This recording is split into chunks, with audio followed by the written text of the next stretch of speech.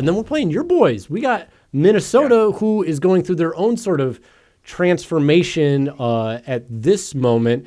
But it sounds like, at least for Dante DiVincenzo, things are like turning around a little bit. So I got to ask, has Minnesota figured it out? No. I think defensively they've kind of figured it out. This last month or so, their defense has been back to almost what it was last year. They've been really, really good on that end. Their offense is a total mess. The starters just don't fit together at all. And there's just a lot of ball stopping between Randall and Ant. They're two incredibly talented players, but there isn't that ball movement, quick decision making. It's a lot of catch, stop, survey, dribble, dribble, dribble, dribble, dribble, shoot, or here's a grenade. So the offense is a real mess right now.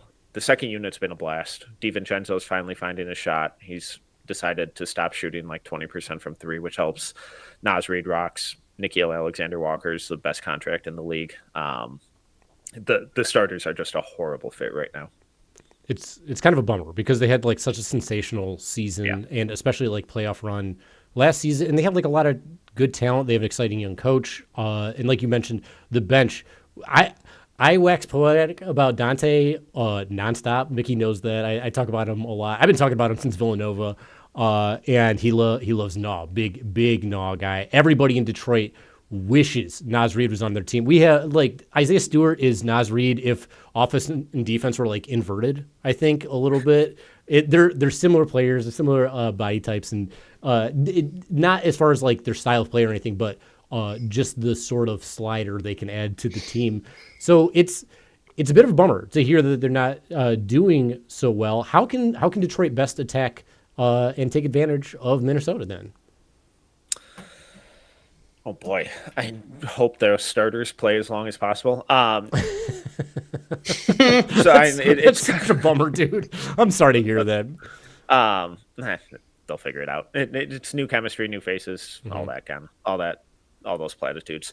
The real thing is just be really chaotic on defense and get out in transition and run. The Timberwolves ball security this year has been horrible.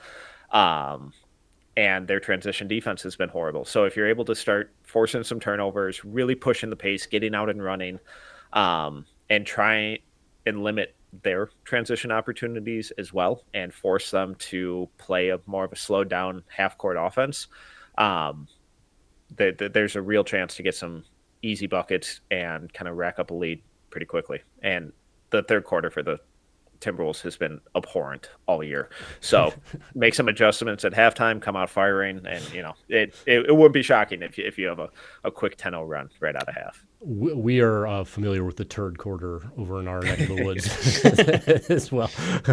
Coming out the half, you still got toilet paper on your shoe, I suppose. It's a bit of a bummer.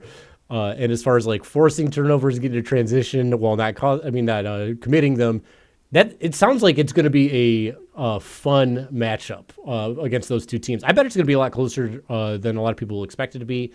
And I also feel like even last season, it felt like the two teams played each other pretty well. It was always an exciting game when the two matched up.